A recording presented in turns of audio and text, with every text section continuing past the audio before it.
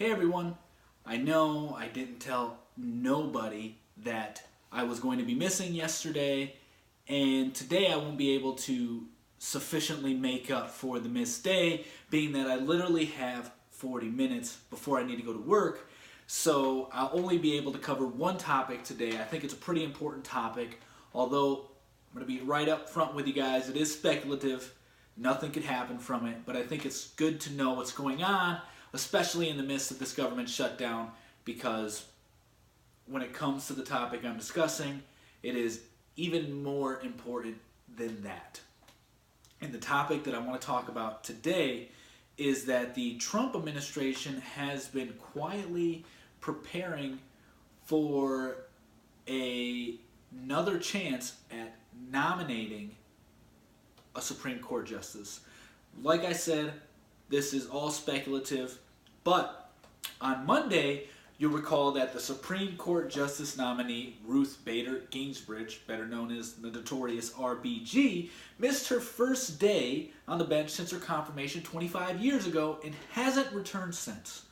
Due to her unexpected absences, the White House has started to prepare for another confirmation battle. A source from the White House said the following in a Politico article. The White House is taking the temperature on possible short-list candidates, reaching out to key stakeholders, and just making sure that people are informed on the process. They're doing it very quietly, of course, because the idea is not to be too opportunistic, but just to be prepared so we aren't caught off guard or caught flat-footed, rather. Now, despite this, the Daily Caller said today that she was on the right track to recovery, there were no signs of diseases or cancer, and she'll be working from home next week. However, this does not cancel out the fact that there are a lot of prominent Republicans that are saying she's going to be retiring soon, that they're getting from anonymous sources or inside sources that they're not releasing the names to, at least to the general public. Now, obviously, just because some prominent Republicans are saying this doesn't make it true, but like I've stated in the past, it does make you wonder how much longer she'll be able to continue her job on the Supreme Court, especially since she just fractured some ribs, she had this surgery, and now she's out of work for a week. She's 85 years old. She's older than a lot of other judges before they retire. So these are all very reasonable questions to be asked, and I think it is very understandable if you are speculative whether or not she'll stay. Although she stated she wanted to finish out her time on the Supreme Court until President Trump was done being president, is essentially what she said. Now, let's just keep going down this chain that she may actually retire, in which case the potential nominee needs to gear up for battle. Plain and simple. We saw the flagrant treatment both Brett Kavanaugh and Neil Gorsuch had to endure. They were both pretty much milk and toast candidates. Seriously, there was nothing, no dirt whatsoever on them. All the charges were dropped on Brett Kavanaugh. Now we know for sure that was manufactured to try and prevent him from being on the bench. And Neil Gorsuch didn't face the same kind of scrutiny, although they kept trying to pressure him into breaking from a promise he's making to even be considered to be on the Supreme Court, and that is trying to have him politicize his views, which is wrong. And, he perfectly combated those responses with saying, I'm a judge, I don't have anything to do with the politics, this is what the law says, that's what I do. I think that's an awesome thing. Doesn't matter, he still was dragged through the mud. Not as bad as Brett Kavanaugh. With this being said, I believe that in order for Trump to ensure a better chance of getting a Supreme Court justice nominated would be to nominate a woman. Fortunately, there's a short list of potential candidates, and some of them are women, which include Amy Coney Barrett, Joanne Larson, Brett Grant, and Naomi Rowe. Out of the four, you'll probably remember at least one, and that would be Amy Coney Barrett. She was one of the top choices last time, and that leads me to believe she will be the replacement for RBG if it comes to that, because, now I will admit, I have a couple reasons behind my thinking here, but the first one is rather simplistic, and that is during Trump's first nomination for Supreme Court Justice, he had Brett Kavanaugh and Neil Gorsuch on the same short list. As we know, he ended up picking Neil Gorsuch. Afterwards, he had an opportunity to nominate somebody else as Supreme Court Justice. Who did he pick? Brett Kavanaugh. Now he may have a potential to nominate a third Supreme Court Justice. Therefore, it leads me to believe, since Amy Coney Barrett was on that same short list as Brett Kavanaugh last time, she will be the nominee this go around. Now, I believe that's the way it went, if memory serves correctly, and if it is, that's part of my logic why I think he would pick her. Another reason is that he can do this with any of the women, but for sure negate the risk that there will be any history of sexual wrongdoing.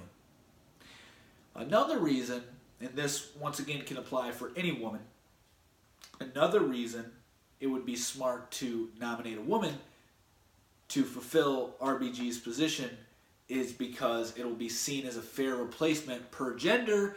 Not that that matters, but the left is extremely focused on identity politics at the time. So you have to kind of play the game. The Supreme Court justice nominations should be anything but politicized, but they are, and we have to deal with that. Even with this being said, I still think this will be a hard-fought confirmation for Republicans, even with a majority in the Senate, because this will cause the court to swing in favor of its conservative swing. That's huge. It's going to be huge. And in my opinion, that's a good thing, especially with the rise of radicalism inside Congress. We even have a new member in Congress that admits to being a radical.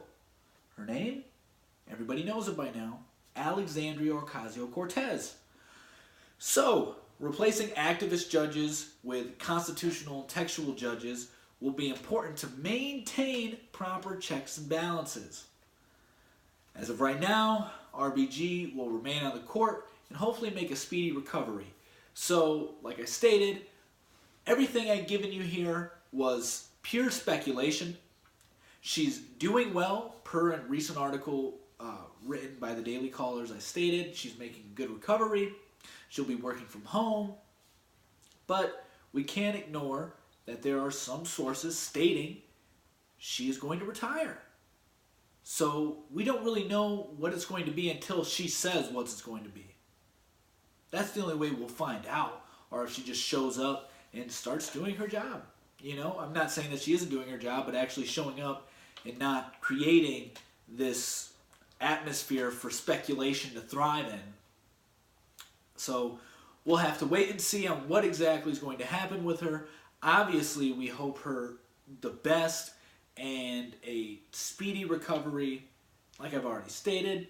So that's the one topic I wanted to cover for today. One other quick thing that I want to add that's not regarding the Supreme Court Justice nomination, and that is President Trump has stated he's going to sign a bill once it gets to his desk that will reimburse all federal workers for pay that has been lost due to the government shutdown, which is an awesome thing. That means the Democrats literally have little to no basis for their arguments against the wall and against the government shutdown. He's already agreed to reimburse them. I know it's unfortunate for those in that situation who aren't receiving pay right now because, that's a necessity in this world. And if you're not receiving that, it makes things difficult. However, you're going to be reimbursed for it, which is the good thing. People who are out of pay for 2 weeks at a regular job because they're sick probably won't get reimbursed for it. You can have to jump through a bunch of legal troubles to potentially get reimbursed, but more than likely, if you're in the private sector and something out of the ordinary pops up, you won't get paid for it. That's just the way of the world. So these government employees have it lucky in that regard. They're not lucky in that they're out of pay right now and been out of pay for 20 days. And this is going on the longest shutdown ever. And, this could easily be ended by Democrats agreeing to the wall. And it could easily be ended by Trump rescinding his position and just agreeing to border security. I personally think the wall will better secure the border. It will help reduce illegal immigration. The statistics show that. I've covered them numerous times on the show. And illegal immigration is a huge issue in America. So anything to help reduce that, I believe, will be beneficial in the long run. However, I'm just illustrating that there's two sides of the argument that can be had.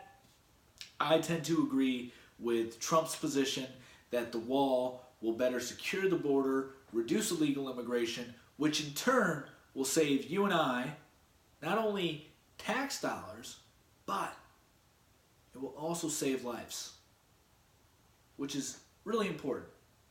Really important. The most important part in this whole discussion is that the wall will save lives, the government shutdown is taking none. Without a strong border security, we're losing lives. We're not saying can't be said for a government shutdown. So that's what I wanted to talk about today. Once again, I apologize for yesterday. Hope you all could forgive me. Anyway, I will see you guys over the weekend sometime. I'll let you know, like I said, later on today. And yeah, so have a good rest of your day, and we will see you. We'll go with Sunday. We'll just go ahead and say Sunday. We'll see you on Sunday. Peace.